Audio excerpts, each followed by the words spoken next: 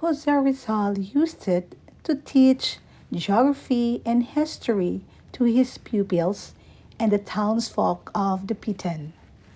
The design was inspired by an earlier scientific map made in 1734 by a French Jesuit, Father Villarde, for then the governor of Mindanao. The map shows the island of Mindanao in relief or rising terrain format, with grassy mounds representing landforms and painted blue for seas. Some older district names are still visible on the map until now.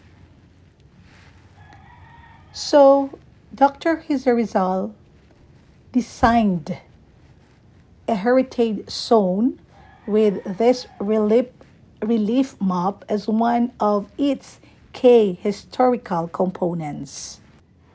You'll notice the scale of the map is large, so walking around it gives you a mini island experience, seeing how the terrains, landforms, and sea around Mindanao are represented.